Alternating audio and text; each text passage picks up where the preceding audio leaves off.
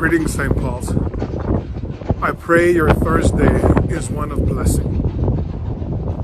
On Tuesday, a colleague friend of mine sent out a Facebook post to all of her clergy colleagues, asking us to reply, indicating how we're feeling at that point in time as we're going through our duties, our pastoral duties. And the way she asked us to respond was by sharing a colored heart. She gave us a list of different hearts with different colors, each one expressing a different mood. I responded with a rainbow heart. She had not offered that option, but I found one and added that to my response. And as I said to her, it all depends the time of the day and what I'm thinking of. I could run the gamut. Then yesterday afternoon, I learned that a clergy colleague of mine from the Diocese of Long Island had passed away due to complications from the COVID-19 virus. I also believe that he rests in God's peace, though it caused me a sense of grief. I have come to realize in a new way how closely affected I am by this virus. Not that I didn't think it already, but now it has become real. I also had a wonderful conversation with one of our parishioners of St. Paul's yesterday who was telling me about a friend of his family who had passed away from the virus here in Oakland.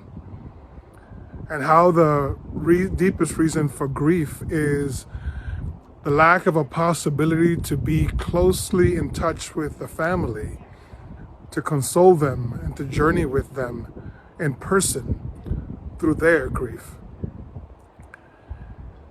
It is a difficult time. It is not anything to worry about from the perspective of feeling grief. We shouldn't worry about feeling grief.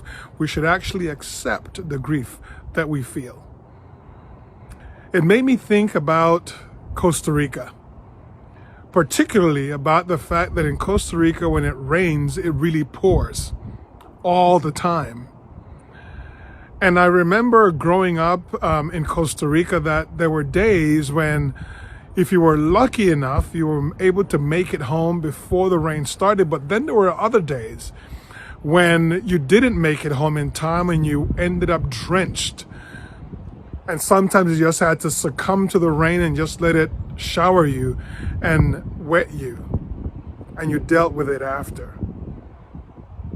But then there were also the days when you were able to make it and you got into shelter and you were able to maybe sip some hot cocoa or tea or watch TV as the rain fell on the roof of your house and you didn't have to worry about being drenched. As I was thinking about that, I was thinking about the fact that there are days when, as we are going through this process of facing this pandemic, it feels like when you're in the house during the rain and you're not being touched by the drops of water, you feel comfortable, you feel warm, you feel cozy.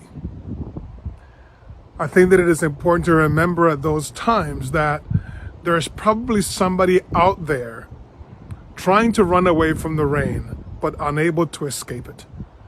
And they have to deal with the consequences of being drenched.